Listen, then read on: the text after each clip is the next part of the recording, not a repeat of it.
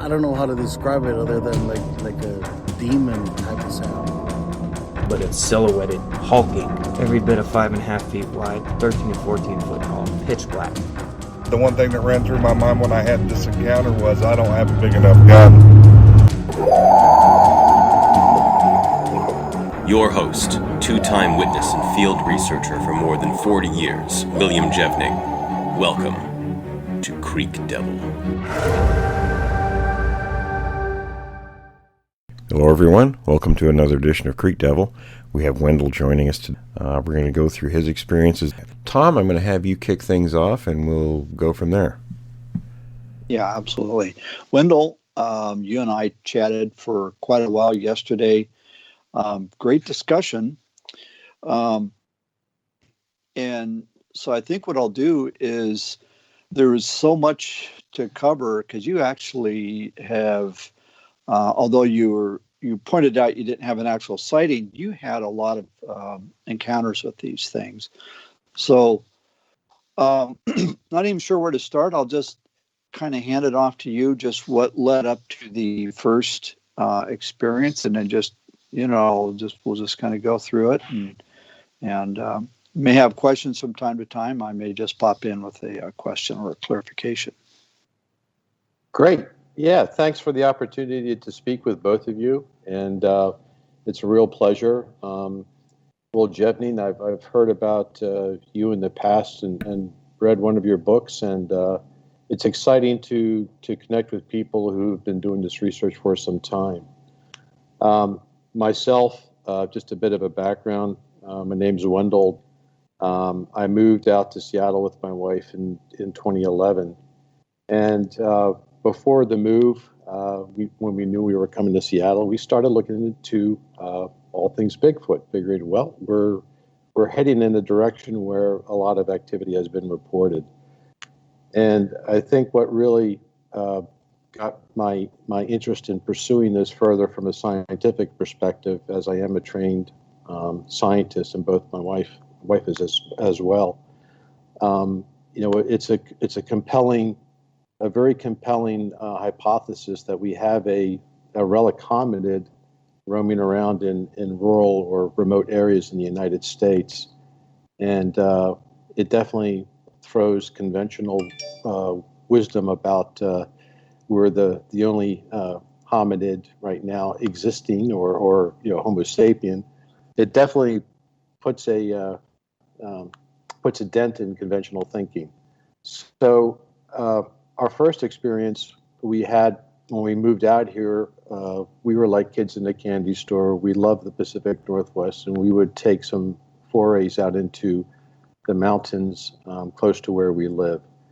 I live in the town of Snohomish, Washington, and it's really a gateway to some areas within an hour's drive. You can get pretty remote on the western slopes of the Cascades.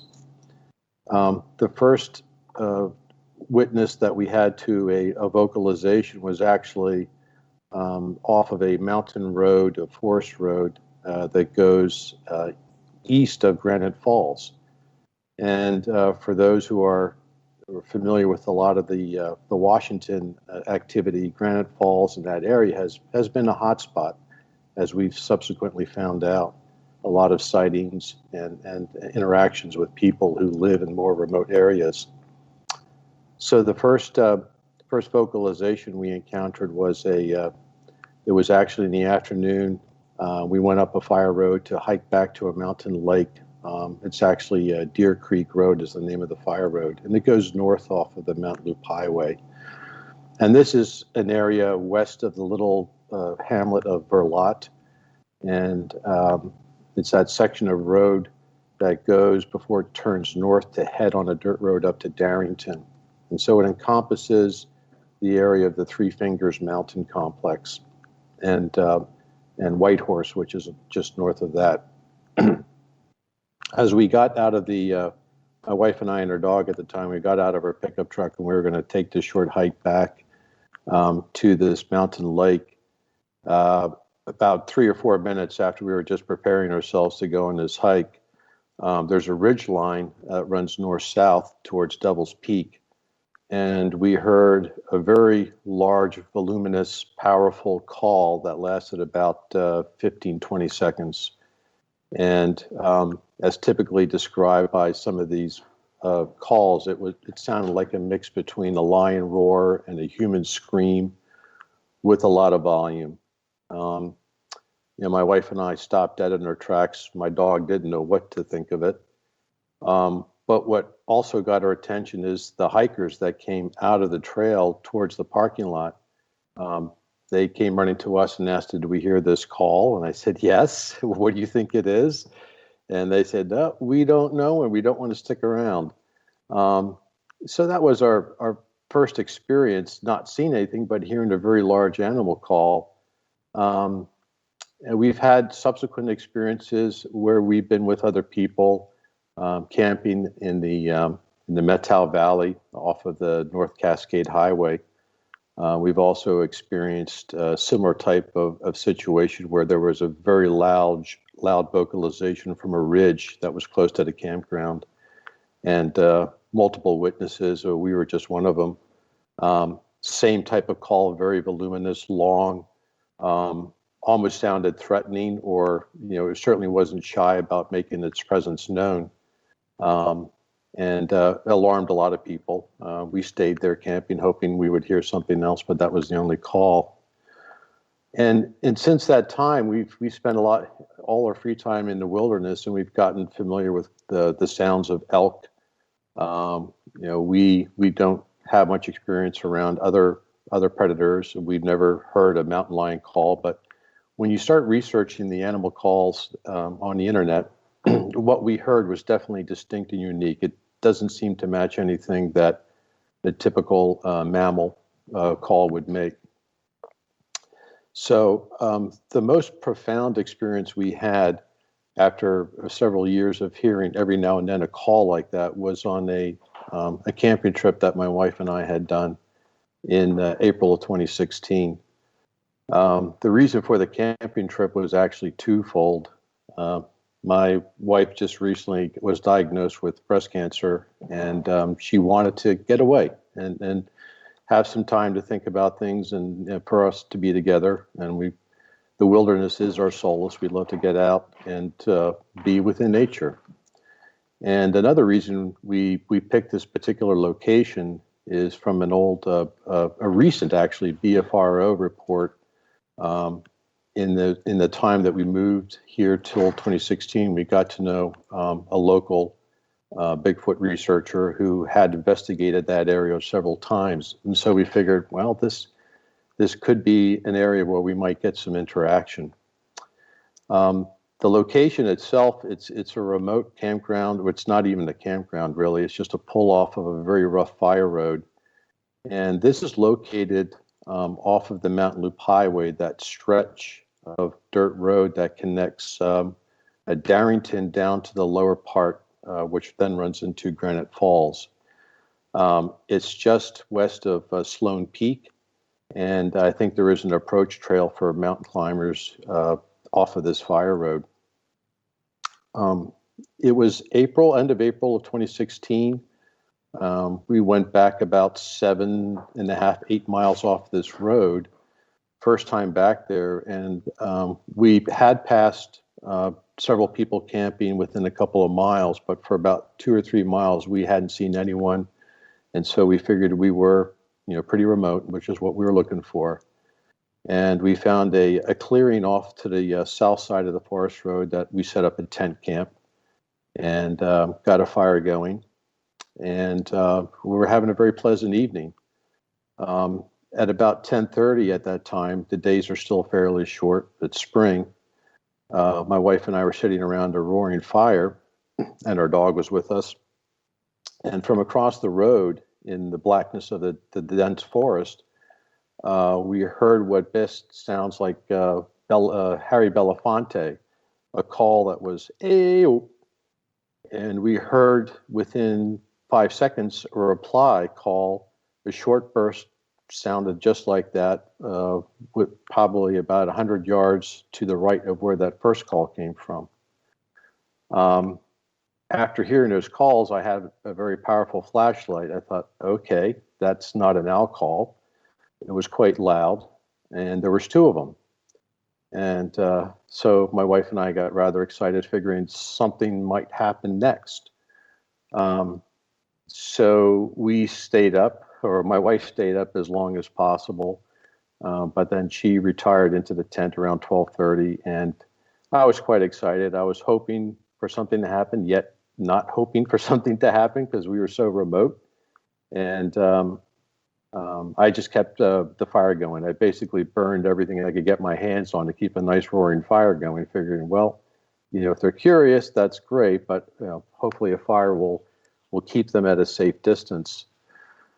Come morning, I stayed up all night. Nothing happened. There was a very small stream behind where our tent site was. And what I had done, figuring, we could hear anything approaching, I scattered a bunch of small twigs behind our camp where our tent site was. And this was an area that had a lot of old growth that was cut down. So you had the big old stumps as well as some fresh deadfall. So it was a rather, a lot of hides. Something could hide back there and never be seen. But a beautiful area nonetheless. You could walk through it. It wasn't too overgrown. So as I went to bed in the morning, my wife was out, got up, and she wanted to make some coffee. And this was about 8 a.m. And I was just starting to doze off on my sleeping bag. And my wife came into the tent. And we didn't have our rain fly over the tent. We just had the mesh tetting. So it was a big dome tent, 6-person tent that we have. Then we heard a burst of what I can best describe as simian speech. It sounded like a gorilla trying to talk. And I've heard researchers in the past use this term samurai talk.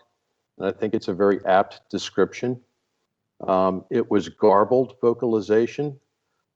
It certainly was in English, but it lasted about a 5-second burst.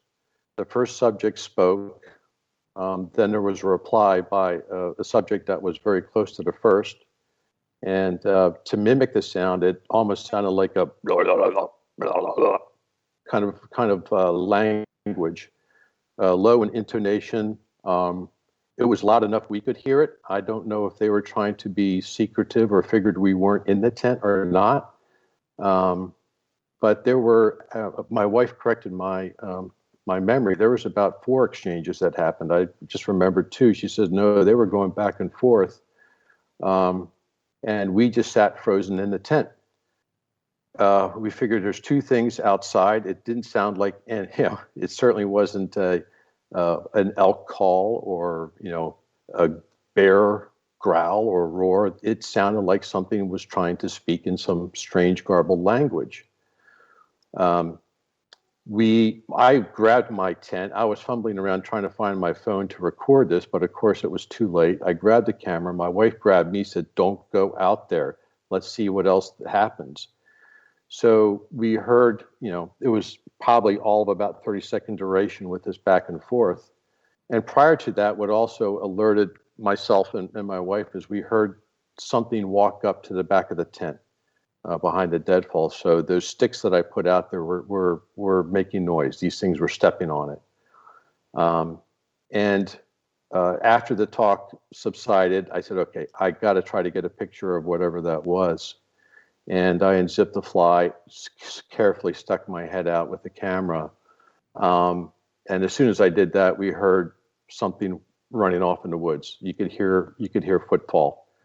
So I dashed out of the tent. I figured, well, maybe I can catch these things and try to get a picture. But by the time I got out of the tent and 20 feet into the woods, there was nothing there.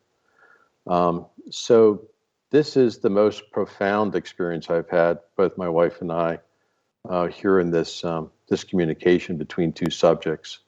And we figured the evening before, they were curious. We settled in pretty early in the afternoon, about 3 or 4. It's unusual. The initial call they made between the 2, they knew we were there. So I'm very curious if it was they figured, well, they know we're here. I'm just checking on my buddy, and let's just watch this camp all night.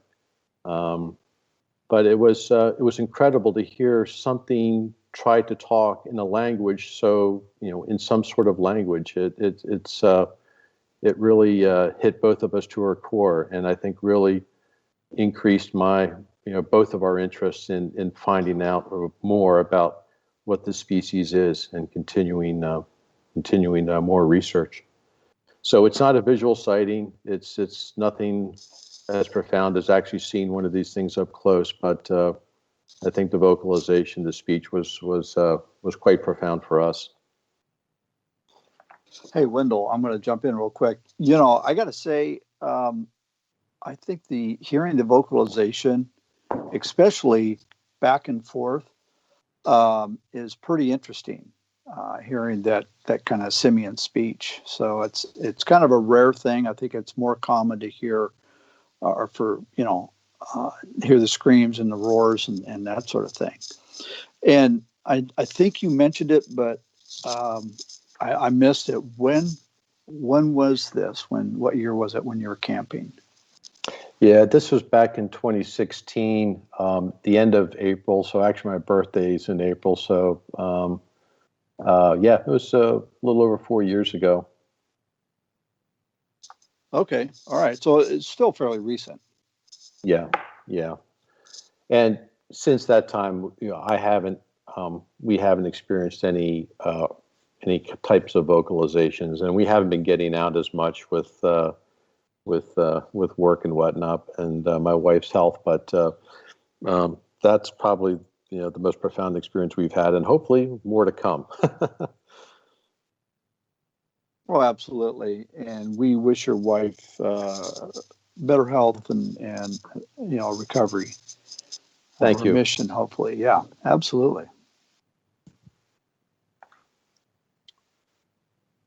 So it's just a little, I guess, another snippet of information about how these things communicate, or the type of communication they do. But I'm trying, I guess, since that time, I'm actively, whenever I can, I try to go out in this area around Snohomish and Granite Falls.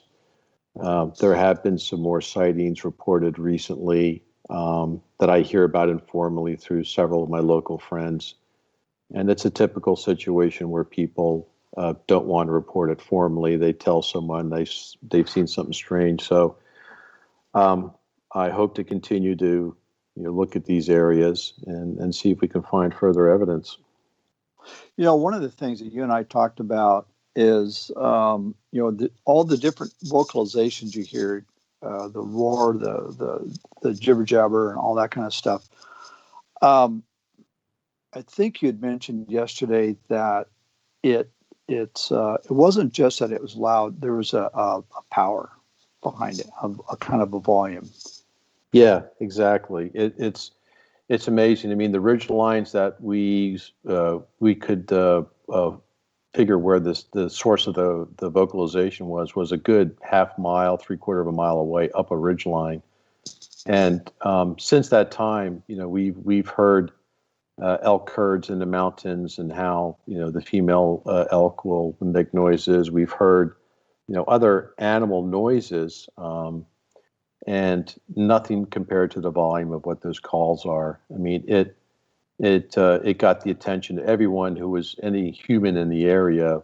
Instantly, recognized that this is something unusual. It's scary. It's quite incredible how loud they can, whatever makes it sound, how loud it can be. Yeah, and that's an excellent way to describe it. Every encounter that I've ever heard, Will, I think you would agree with this, whether it's a whistle, whether it's some sort of vocalization, it's not just that it has a very unique tonal quality, but it's got that force behind it. It has a lot of power. Yeah, oftentimes they do. I wanted to mention, too, that up by Ashford, and I've talked about this before, there were a group of us camping up there by just outside the gate, the main entrance there, the Nisqually entrance.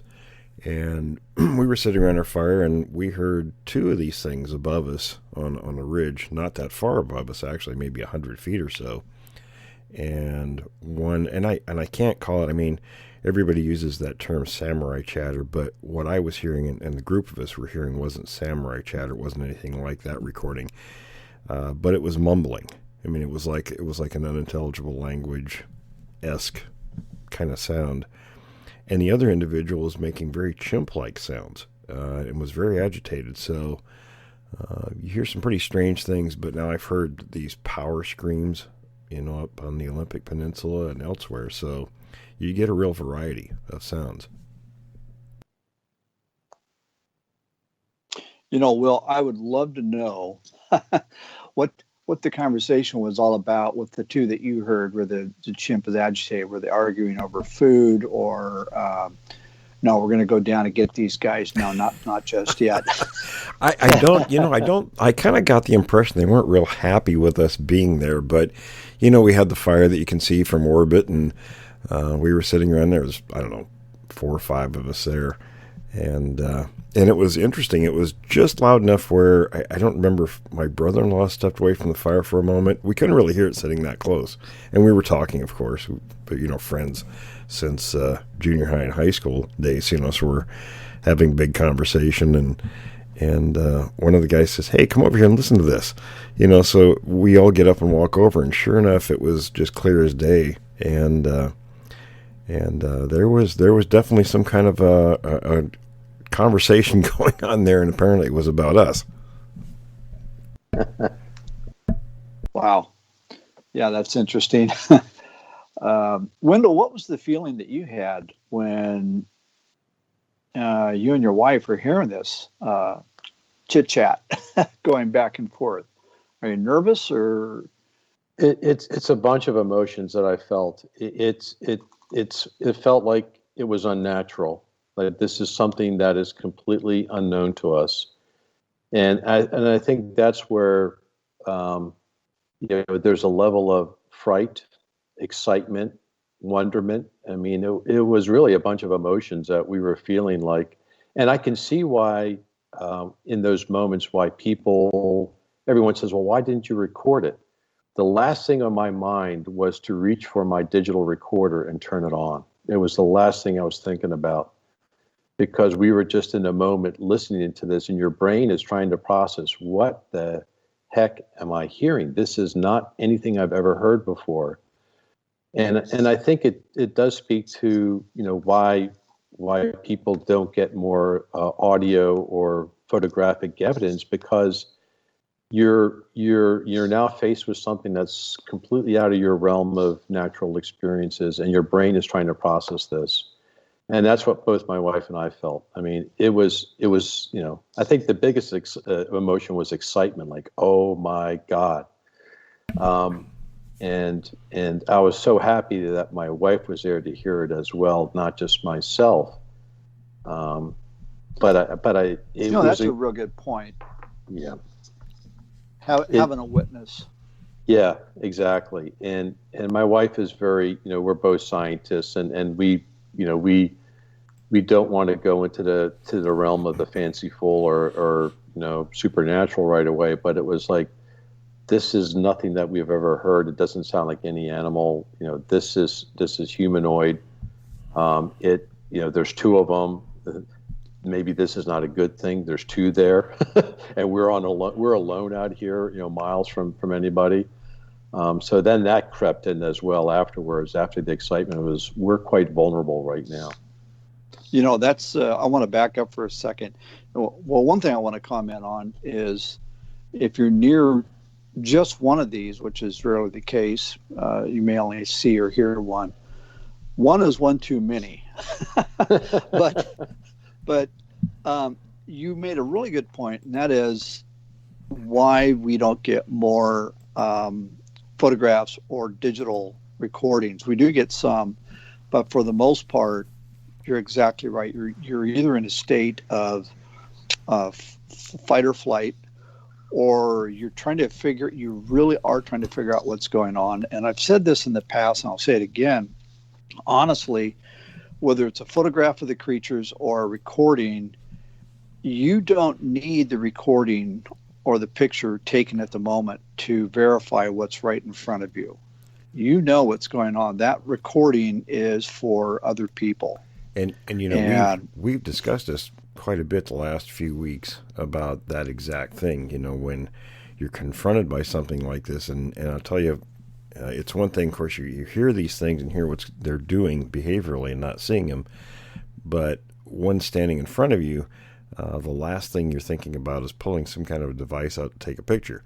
You know, it's not a Kodak moment. Fellas, Brian has joined us. Hey, yeah, I wasn't sure what time. Oh, Brian, we're talking to Wendell. Okay. Hi, Brian. Hi, Wendell. Sorry, Tom, I didn't mean to, if I cut you off there. Yeah, no, that's you made an excellent point. Yeah, and like you said, we've talked about it. The last thing on your mind is reaching in your pocket. There's just something about being in that moment where you're really focused on, and Wendell, you hit the nail on the head. Your brain is grappling with, you're trying to verify, you're trying to understand, and the sound they make is, you know, my wife and I have heard these things on 2 different occasions. I've heard them on several occasions. And I always say the litmus test is, you know, it's a, you know, with all due respect, it's kind of a WTF moment, because your brain really does know that this is something completely unlike, and a lot of times it's very human sounding. I think you're kind of stunned. Powerful. You're kind of stunned, Yes. And I don't mean in an infrasense sound, you know, kind of way. I mean, you hear something that's out of your frame of reference, and it just sort of, it's like a shock to your system. Yeah, that's how we felt. Exactly. It's a perfect description. It's a shock. Tom, you want to jump in? Do you have, or Brian, I mean, I'm sorry. Did you have anything you wanted to ask Wendell before we as we roll along here? Let me see here. Well, sorry I joined late. I wasn't sure what time we were starting. So, can you briefly just go over your story real quick, and real quickly, because I know that you already covered it. Yeah, Brian. Yeah, I was just talking about an incident that happened in April 2016, where my wife and I did some remote camping, and we had vocalizations, different types of vocalizations from what appeared to be 2 subjects. Late in the evening, there was a call and then a response to a call making the same kind of noise, and it was a kind of a very loud, short burst, and the same kind of reply from the second subject. And the next morning, we heard right behind our tent, as we were all in the tent together, we heard a sort of a what I originally described as a simian speech, sort of a, and there was an exchange between 2 subjects that lasted about 30 seconds. And preceding that last was we heard something walk up to the tent. We could hear sticks breaking, and then as I tried to egress the tent and get some photos, we heard these things run off behind our tent. So that was the experience in a nutshell. Wendell, you know, when you just made that imitation, and I know, Chris, we imitate what we hear, and it's not always right on the money, but that's very similar to what we heard up above Ashford. So were there two subjects communicating back and forth what you heard at Ashford? Yeah, there were 2 individuals. It was very distinct, the noises they were making. One was doing that kind of a, you know, that kind of a noise, and the other one was maybe, I'd say, about 20 feet away, because they were only about 100 feet above us, on a pretty steep ridge above where we were sitting. We were butted up against the base of the ridge, next to a creek, and one was stationary, the one making that noise. The other one was making very chimp-like noises, and it was moving back and forth, really agitated. So I don't know if they were having an argument between the 2 of them, or or they were frustrated over our presence. We couldn't really tell, but it was not a happy sounding, exchange. Yeah, I could imagine. I guess a question for you is, I would assume they know that we would hear them when they communicate. And is this part of a positioning or a offensive thing, or do you think that, I don't care if the humans hear us, I just wanted to tell my partner something that's important? I was just curious why you think they have no compunction about us hearing them. I think in a lot of cases like that situation, in my impression, I don't have any direct evidence of it because, you know how it is in Washington. A lot of times you get evidence because of the brush and things are wet and so forth. But, and we weren't about to climb up there that time of night. It was around 10 o'clock at night or so. A lot of times they'll position sentries, and sentries oftentimes are the older juveniles. So in a situation like that, a lot of times the sentries will make, very primate-like displays, territorial type displays.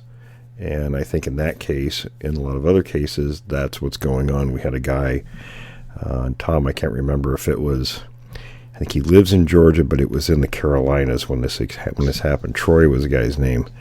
And they were in the daytime. Him and two buddies were going fishing by this small stream, and one of these creatures made a very, very audacious display. It screamed, it ran down the ridge at them, it came right in front of them, 10, 20 feet, and threw a tantrum that you would expect to see from a gorilla or a chimp, making the same kind of a display, thrashing brush, and they had very detailed information. They could see its teeth, everything. It didn't do anything to him, but it made its presence very clear and its intentions clear. Again, that sort of goes back to sometimes the adults will do that, but the juveniles are more likely to do those kind of displays and those sort of, I don't know if they're temper tantrums, but they're not happy and they're letting you know about it. So they're not really concerned about you hearing them at that point. If they're hunting, that's a whole different behavior. Then they're going to be very quiet. You're not going to hear those vocalizations too much. Sometimes you hear them, but that's a whole different, matter. Yeah, that makes sense. Now, Wendell, I'm sorry, go ahead. Oh, I was just going to ask, was this your first experience with Bigfoot? No. My wife and I heard vocalizations of that loud roar call on several instances before. Back in, I think the first one was the fall of 2011, and then in 2013, and where other people were present as well. And one was during a hike, and other was when we were camping in the North Cascades. And so we've heard those loud vocalizations, but this was very different, more intimate, and between two of them. I guess right after that. That incident later that year, we went back to Deer Creek Mountain Road, and the footprint that I posted on your website, Will, was actually several tracks. There was a slide that crossed the Deer Creek road, and we couldn't drive up to the lake where we heard our first call.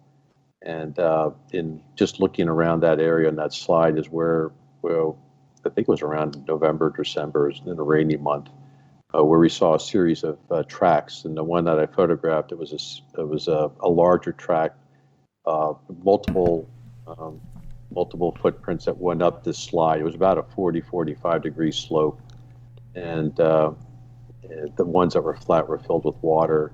And I also made out like a smaller set of tracks that were quite broad but much shorter, that were parallel to this track. I didn't have any casting material at the time, but and that's probably the the most profound set of tracks that I've had experienced. That's a pretty good set of or picture of track too. In fact, before we go forward, would you mind if we put that on the website so people can see that, so they can relate to what you're talking about? Yeah, please, by all means. Okay, thank you.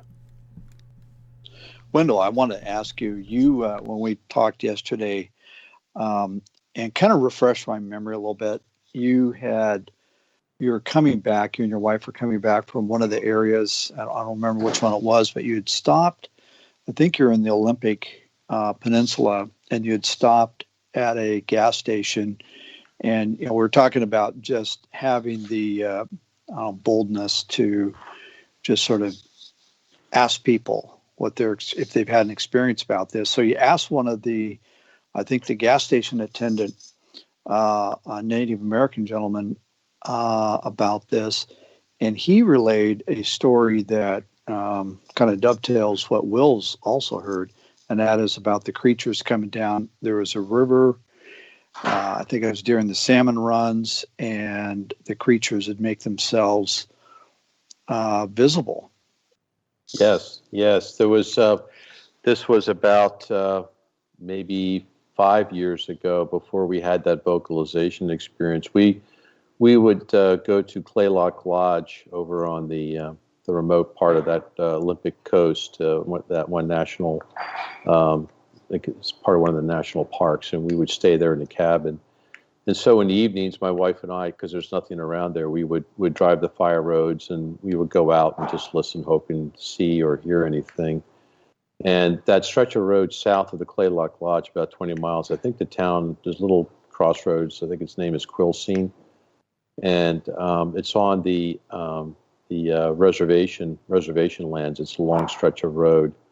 And this was about 11:30, 12 at night. We were out in the woods, didn't hear anything, but I thought, what the heck? Let's just. I asked the attendant, and in a very matter-of-fact way, I said, I'm sorry if this sounds strange to you, or you may have heard these kind of questions before, but I said I'm very interested in getting some evidence of the legend of Sasquatch, and if you don't mind, have you experienced anything or know of anyone experienced anything in the area?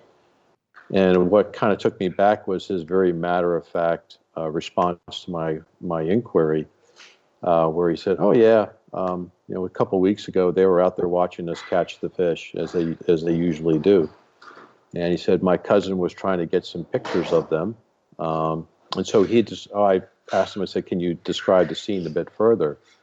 And they were netting salmon that were coming down the river into that part of the ocean, and apparently a number of these beings were hanging back in the woods watching the humans catch the fish. And he said they could see the reflection of their eyes, the redness or whatever color they were. They were just back in the tree line watching the Native Americans do their thing catching the fish. And it sounded so matter of fact, his reply. It's like, yeah, we see them all the time. He even said we typically, when we dry the salmon, we'll put some salmon out. They take it. It's almost like they understand that they're going to get some of our catch, and they're just there to observe it. So it's just to take it for the value it is. Someone telling me this story, but what struck me was just his very casual candor. Like, oh yeah, it's not an uncommon occurrence. I'll tell you, I got a message from a couple up in that same area a few years back, and they said the same thing. They'd been there many years, and they said when the salmon are running, there could be 100 people out there, fishing or doing whatever, and these things will actually, totally ignore the people, and just go right for the salmon. It's almost like it's such a draw that they just are just there, and regardless of what's around them. Yeah, that's fascinating, and I guess it, kind of raises a question about cohabitation. Are they recognize that the relationship with people can be beneficial, and is that something that they all know and maybe are closer to us than we realize?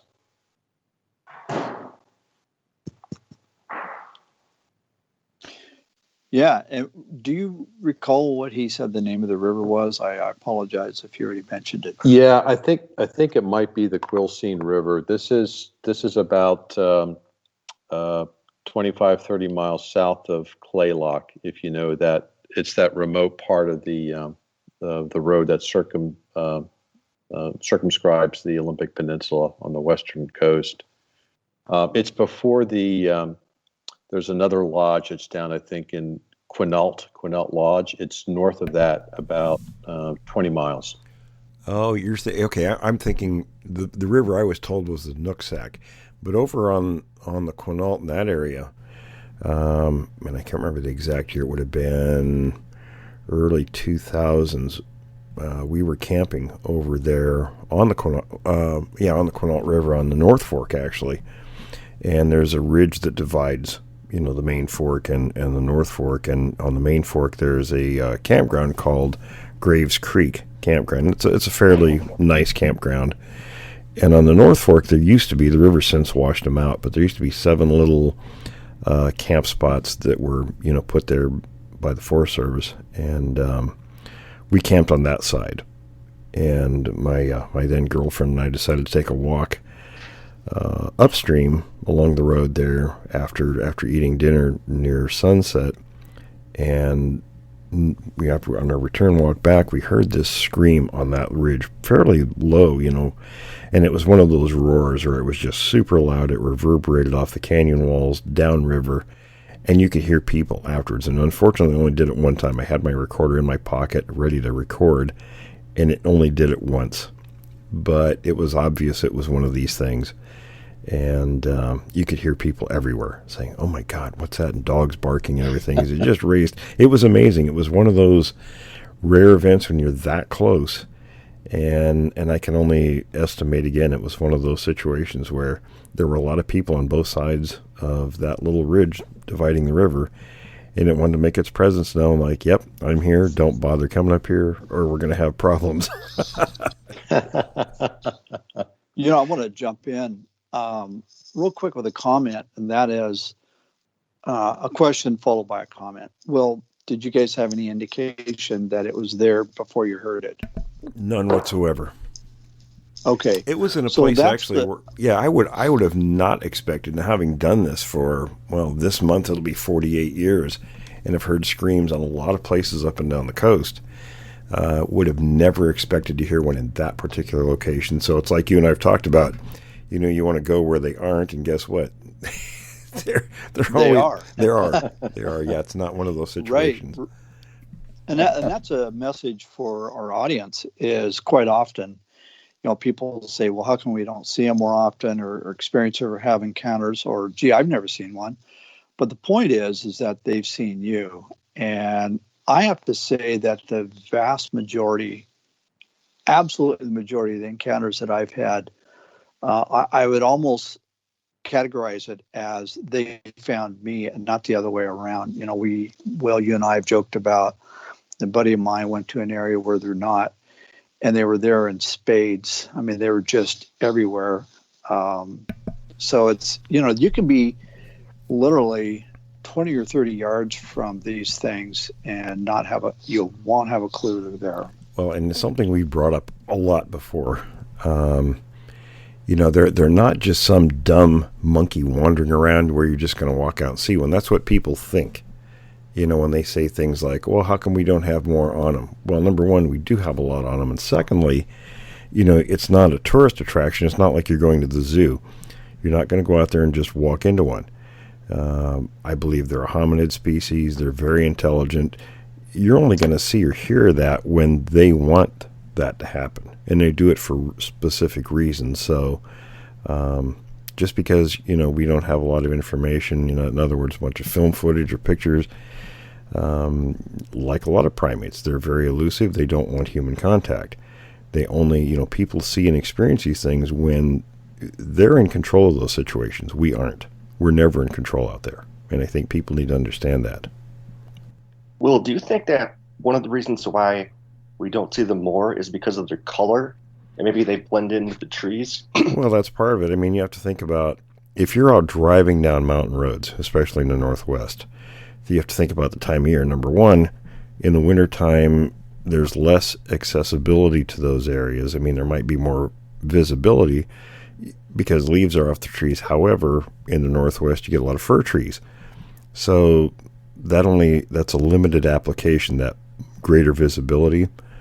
In the summertime, the foliage is much thicker. Even though there's more accessibility to those areas, there's a lot more foliage, it's thicker, so your field of vision isn't as great. And of course, if a car comes by and they stand still, well, they look like a tree. So, yeah, that's got something to do with it, but also, they're going to avoid places where people are unless there's some advantage for them to go to that location, and make that risk. One of the things that I'm going to just kind of comment on is the standing perfectly still. Because, Will, haven't you said in the past that we're really more in tune to movement necessarily than seeing a shape? And how many times have we heard people say, well, as a matter of fact, Chris, we had him on, I think 1 or 2 episodes ago. But originally when we had him on, he was talking about up in British Columbia, he was elk hunting or deer hunting. And there was a stump in front of him. Something caught his attention to the right. When he looked back in front of him, the stump stood up, 8 or 9 feet tall, glared at him, and he couldn't get out of there quick enough. Was that your talking Chris we had on last week? Yeah, that was Chris, yeah. Yeah, Chris, if you're listening, I think that was Alberta, where he lives. He was up there hunting. And, yeah, he that happens, and especially weird positions and things like that, because they're physically designed differently than we are, so they can move differently, and they move very odd, to our impressions. Again, some of that anthropomorphizing, we put human characteristics and abilities on non-human species. So when we see weird things that another creature does, we're putting our own capabilities and attributes onto that, and we can't understand it a lot of times when it's something very mundane in actuality, if you know what I mean. Hey, well, Actually, go ahead. No, I was just going to say, I just checked on Google Maps. It's the Quillen River that this person I talked to was referring to. So, that's the next. If you look at the Olympic Peninsula, there's actually several major river systems, but Quillen is the next one north of Quinault, I believe, and then the Hoh River is above that. Right. But yeah, all that's a very wild area, very active area. Hey, well, I got a quick question about the vocalizations. How different? And I'm not talking about the roars, like the loud screams and stuff, but just in terms of how their voices sound. Can you tell the difference between one and another? You know how we as humans, obviously, we can tell our voices, but do you think that you could tell different, I guess, voice levels, not levels, but voice sounds? Quality? I don't know. To be honest, I mean, I've heard the screams. We heard, back in around the town of Roy back in '76, we talked about the Clark Ranch incident, and there was a group of them around us that night, and they were, I don't know if they were all vocalizing, but to be honest, in that situation, I couldn't really tell the difference. I mean, there wasn't enough of a variation, at least, and we weren't really thinking about that either. It was more like, we're worrying about our hides rather than, observation. The only observation we were worried about was where are they and what are they going to do. When I heard the two above Ashford together, I'm not so sure that it was a voice call. I don't know, because they were making different kinds of sounds. So as far as, if you had two buddies up there, would you be able to tell who was who as humans? Yeah, because we're attuned to that. But these things, I don't know. I couldn't really distinguish two based on quality of sound. Can there be differences? Sure. But we just don't know. Yeah, kind of an interesting perspective, though, because it is. I don't think we get enough of a sample baseline to establish this is John, this is Bill over there, as far as the creatures go. Now, I can tell you, if you listen, there are some recordings out there. One was made in Snohomish in the early 70s. Very good recording, one of the better ones. The quality is poor on the recording, but when you listen to the creature, it still kind of gives me shivers up my spine when I listen to it after all these years. There was another recording two other recordings. One was in, I can't remember off the top of my head. One was near, I think, Myrtle Creek, that area, and I can't remember where the third one was. I want to say it was California.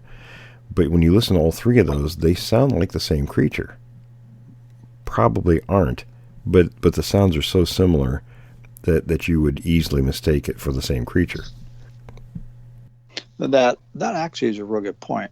I'm just thinking back on the sounds that I've heard, and they have that they have a kind of a quality to them in many cases where it's a lot of different octaves at once. You got the lows and mids and the highs, right? All in one in one consistent vocalization. So whether it was a scream, bark, or a yell, or whatever, they sounded similar. But going back to whether you can identify individual creatures through their vocalization, what you can do, and Will, you've talked about this, is oftentimes you can identify a specific creature by the footprint. They may have very unique, maybe an injury or something like that.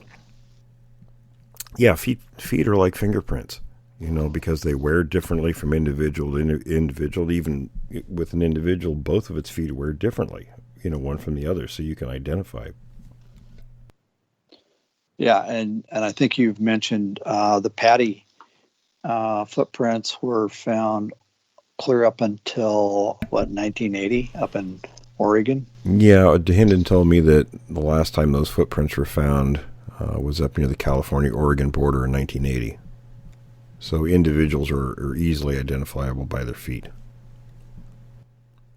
And hasn't Jeff Meldrum focused a lot of his research on the dermal ridges of feet and really an in-depth study on footprints, to your point on individuals?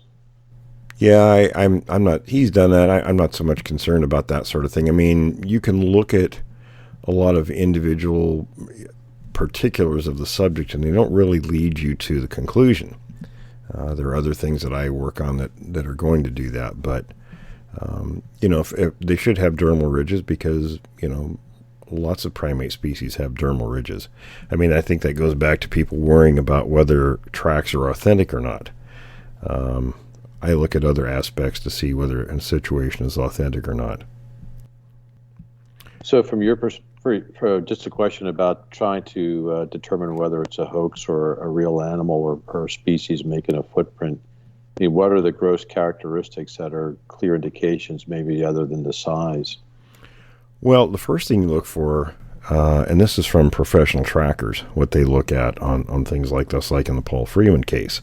There was a line of tracks back in '82 that a lot of people thought were real, but professional trackers deemed them fake. And there were things like, in a real track, as a living foot moves through material, whether it's dirt or what have you, there will be pressure cracks on the inside of the track, where the living tissue is moved through the soil. On a fake track, they'll be on the outside, where a fixed object has been placed in the soil and moved. That's one indicator. There are things like depth. In that case, there was footprints that were made along this line of tracks, and there were places in mud where the tracks should have been 10 inches deep, and they were only an inch deep where they were in the other material. In other words, that consistent depth where they shouldn't have been consistent. Tracks starting and stopping in a line of tracks where they should be a continual line. Just some things like that to be aware of. And there's sometimes people find one or two tracks, and instead of doing a search, or if they do a search, there are no more tracks. And then oftentimes in real lines of tracks, there should be hundreds of tracks. I mean, there should be a fairly substantial amount with each of these cases. I mean, there's things like, people, a lot of the tracks are very consistent. I mean, and they should be in living species. Things like, the number of toes. Now, you can have some differences. Sometimes a creature, and I have plenty of examples in cast where there are deformities from injuries and so forth, but, if you get, 2 toes or 4 toes or 7 toes or something like that, there's something wrong with that picture. Sometimes it's a location. So, I mean, I know from looking at them, I've seen so many, I can tell. And one of the clues also, if the line of tracks are like humans that have the herringbone pattern, in other words, toes out as they're walking, that's not a Sasquatch characteristics. They almost walk, and the description I think John Green gave it many years ago was almost a pigeon-toed. In other words, the tracks are in a straight line, toes facing forward, almost, but not quite pointed inward. And that's because their hips are shaped different than ours. They're designed different. So if you see a line of tracks with the toes are out like ours, that they're probably fake.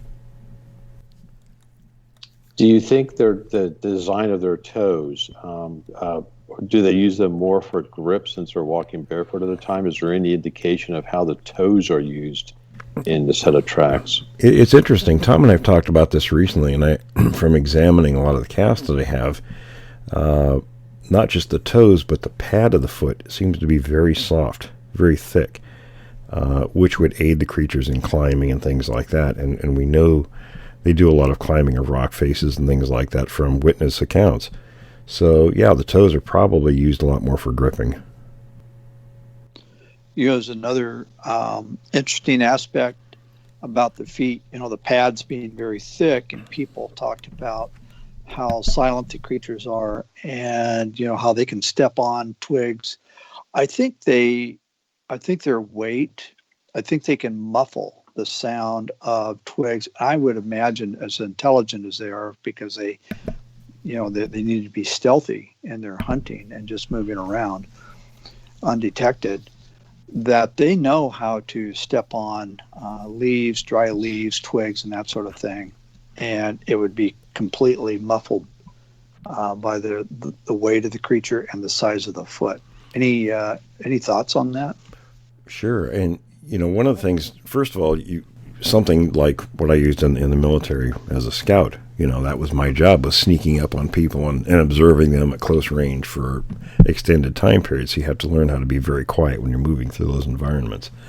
You use the weather to your advantage. If it's raining and so forth, that's going to muffle your sounds. If you're moving in dry areas, you move very slowly, very deliberately.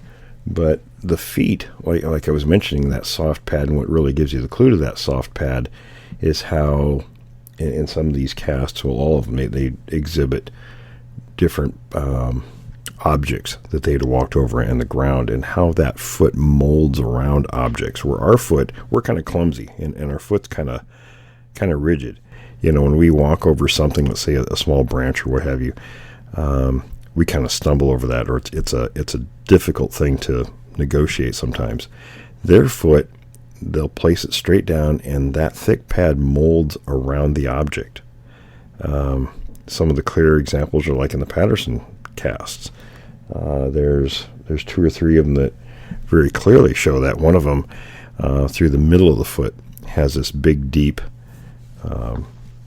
ridge through it, and Dehinden and Green told me years ago that, and I asked about that, they said that was a tree branch that was buried in the sand, and when the creature put its weight down, that part of the foot molded around that branch.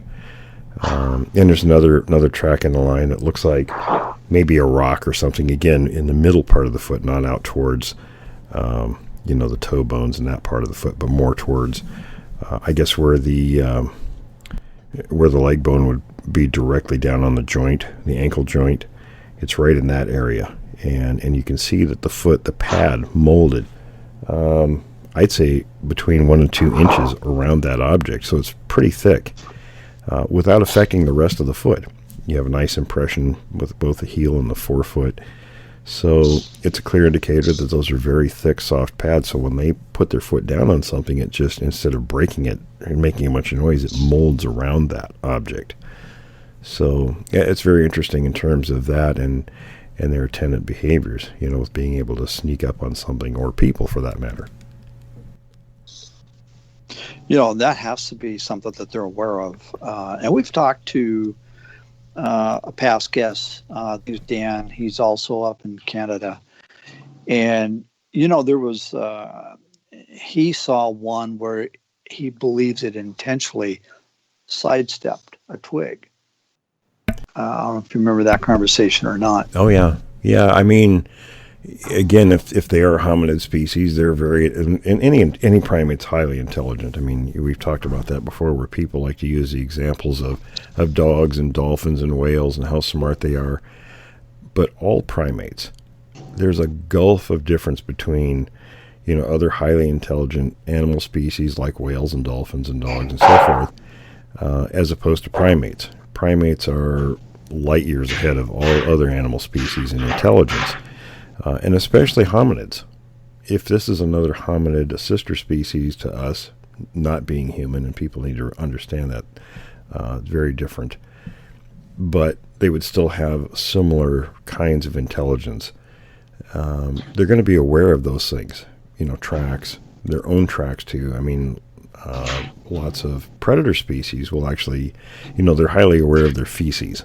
You get one predator in an area will mark an area with its feces. A bigger predator comes in that area, and they'll actually defecate on the markings from that smaller predator, basically taking ownership of the area. So if non-primate species are doing things like that, then these creatures are as well. And I've found places where they defecated all over a whole area, 35 square miles. And it was almost like when I discovered it was in the valley where this creek was, they weren't defecating there. And I thought that was very unusual. I had to think about, well, how come everywhere else but not down here? And come to find out there was a nice game trail down there, and what they were doing was they were still defecating because they were eating a lot, but they were hiding it inside the tree line. So in the upper areas, it was almost like they were doing it out in the open on purpose, where the game animals would go away from that. In other words, they're going to be aware of predators in the area too, so they go away from that, and they were going down into the valley. And that's where they were hiding their feces.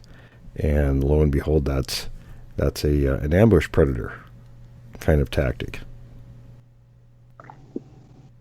Yeah, very interesting. Hey, guys, I just want to bring up something. I hope we can edit my comment out here. I don't know where it's coming from, but we're getting some background noise, some banging, crashing kind of going on. So I don't know if everybody can just kind of be aware of that. Okay. Actually, I have a question about, Tom, you and I talked about this yesterday, going out on investigations by yourself and the wisdom of doing that. And it's difficult in this day and age to always, particularly during COVID, to go out with fellow researchers.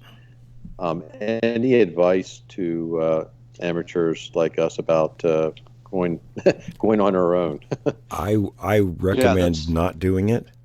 And in your case, Wendell, I actually have someone right there in Darrington that can work with you. That would be great. And I'll put you in touch with him. He's a good guy. Thank you. The reason you don't do that is because these guys are creatures of opportunistic behavior. They're an apex predator, and anybody who thinks they're not is mistaken. They are. Just from interviews like Randy we had in Canada, who observed one stalk and kill a moose, and we have lots of examples. I mean that's just one of them that's really kind of stands out. But same thing goes with cougar and other predatory animals. Typically you don't want to be out by yourself because not that they're actively hunting you, but if it's a situation of opportunity. And we see this happening more and more where they attack a human, but other reasons also. I mean, there's very mundane things like, it's very easily to trip and sprain or break an ankle. And I mean, hypothermia can set in very quickly, just from a very simple thing that happens. So I recommend not doing it. You should always have someone with you, but and it's a numbers game with these things. The more people there are with a group going out looking, the less likely they are to do something that you don't want them to do. Yeah, that sounds like reasonable advice. Now, there are things you can take with you that they find objectionable. These little compressed cans of air with a horn like you take to sporting events. That's a good deterrent. You can get a fairly inexpensive infrared beacon. They can see infrared light. They don't like those. that will typically keep them away from me. And like I said, it's a fairly inexpensive measure, and it seems to work. Right. Thank you for the advice. Yeah, and there's no substitute for. I think there's a saying in the wilderness, and it's not just for these creatures, but as Will said, in general, one is none, two is one, and so I would say minimum of two.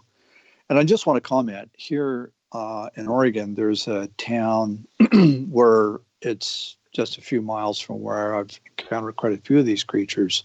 Coincidentally enough, in that town, on one of the little local stores, there's 4 posters of people that have vanished in a span of a year and a half at the most.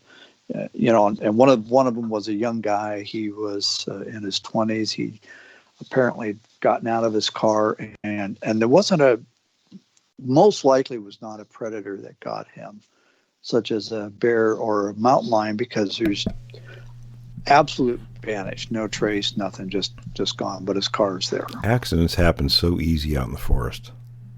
I mean, something very simple can turn into a tragedy in a moment. So it's always good to have at least somebody else. That way, if something does happen, that person can go get help. We used to take some of the little walkie-talkies you can buy, and unless you get good ones, they're kind of worthless when you get out in the field. My buddy Jack and I used to take them, and even where you could see each other, we'd have the line of sight, we could talk, and then you step behind a bush, and all of a sudden the other person vanishes communication-wise. I guess it might be a little different if you have cell phones, but some areas you don't have cell reception, so that's kind of risky too. So try to stay in sight of one another if you're out there.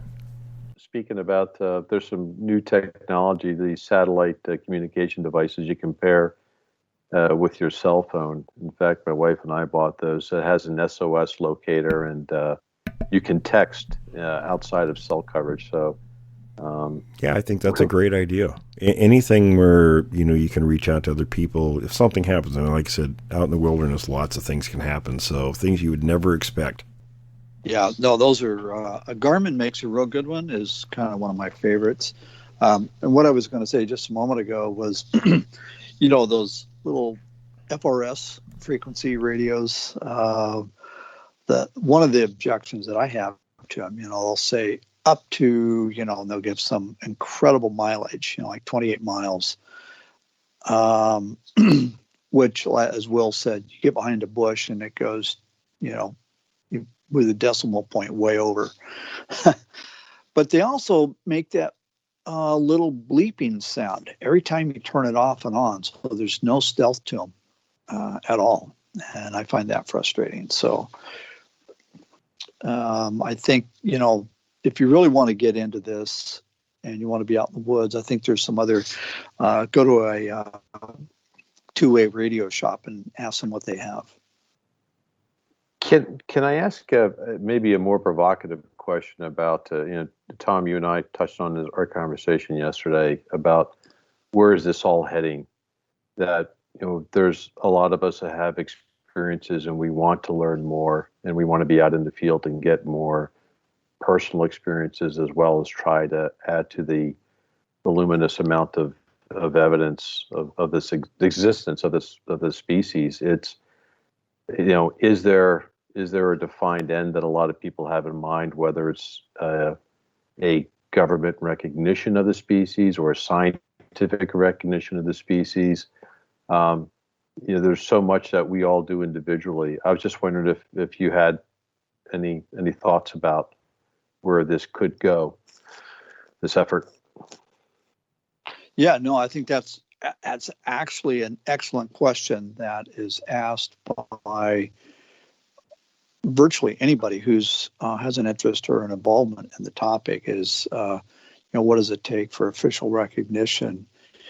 Tony, who's a retired judge that we have on the show from time to time, I thought he really put it best. He said there's 2 groups of people who know the creature exists. There's those who there's academics in the, maybe in the government community.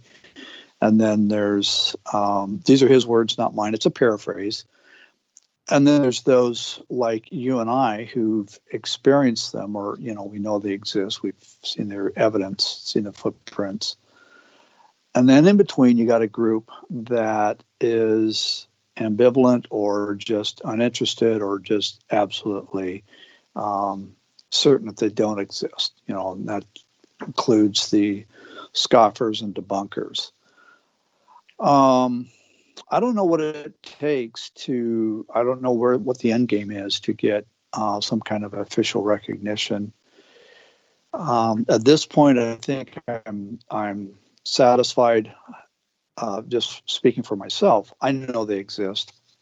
I have no problem with that, and I'll continue to go out and whether I'm just camping for my wife and I are just camping for fun, or whether I'm actually out maybe kind of looking for evidence. They're there. I'm aware of this, and I just again, personally, I just don't have a problem knowing that they exist. I just don't know what it takes to get, some kind of official recognition. But I guess what I'm trying to say is that's not important either, or at least for me personally. Does that kind of make sense, or? Yeah, for myself, I mean, I think, I'm not looking to be the leading scientist to have indisputable proof of it. I think it is really a personal quest that probably a lot of us have. There's a curiosity. There's for myself, it's just from a scientific perspective that there's a relative of us walking around, and to know more about it. As you do anything in the scientific endeavor, you want to get data and knowledge, and hopefully that will be beneficial. So for myself, it's personal. All right. Yeah, I agree. Now, I do have a question for you. My understanding is your professional background, if I can mention that, and if not, we'll edit this out, but you're an organic chemist? Yeah, both my wife. Yeah, we're trained organic chemists. So we're those weird type of nerdy people who like to make things in a lab, but well, that's good to hear, because my nephew's I don't remember, he's got a couple of degrees in I think biology and botany, and he was saying that the organic chemists are pretty high up, if not at the very top of the scientific food chain. Now, I'm going somewhere with all this, and that is if somebody was to, let's say, for example, we were to gather some physical evidence for DNA testing, what would be, in your opinion, what would be some of the type of evidence that would be DNA rich, I guess, that might produce some good results? Feces, hair, that sort of thing. Yeah, I mean, this is out of the realm of my core expertise, but I think that there's several types of DNA sources that you can get. Hair, feces, tissue would be the best, and just as with any other type of sample, probably the most critical thing is the chain of custody, if you will, the integrity of the sample, and how important it is for anybody in the field to almost really have a pair of gloves, protect contamination of the sample by your own DNA. And that's just a common practice in any technical lab that does particularly genetic analysis, that the integrity, the cleanliness of the sample is the utmost importance. It's amazing, just by handling a piece of hair with your own finger, you have oils and compounds that are on your finger that can contaminate. So, short of carrying basically a sterile kit would be the ideal situation, where you would have vials or bags that are sterile, and tweezers, things that are that don't have any contamination. The next thing is probably the bigger challenge. If you can get a clean sample in some sort of sterile containment, it's how to approach a testing facility. If you're an individual, just like you and I, approaching a contract lab to do DNA analysis, it's the how would you say the approach that you have to take to this lab. You're going to get a lot more, credibility if you're doing it through a recognized, academic institution or a company. And I see this as probably one of the biggest challenges for amateur investigators as we are. And I don't have a good answer. Would it be best to go to an academic, sending it to someone like that who can then send to a lab? It's just one potential pathway.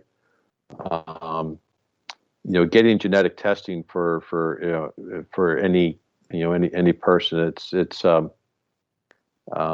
what's going to happen with the data is the other question. And if you come at it from an academic perspective, how they report the data, are they going to give the data credibility itself? These are, doing the testing is easy. That's established technology that's been around for a while, and it can be done pretty quick. But these are the things that come to my mind as a scientist, is really, the chain of custody, the credibility, how to approach a testing lab, and best done probably through an academic organization or a recognized research group. Thanks for listening to this episode of Creek Devil. If you or anyone you know has had an encounter with these creatures, please contact us at williamjevning@yahoo.com. That's William, Jevning @yahoo.com. All communication is confidential. Join us for another program next week. And until then, keep your eyes open out there.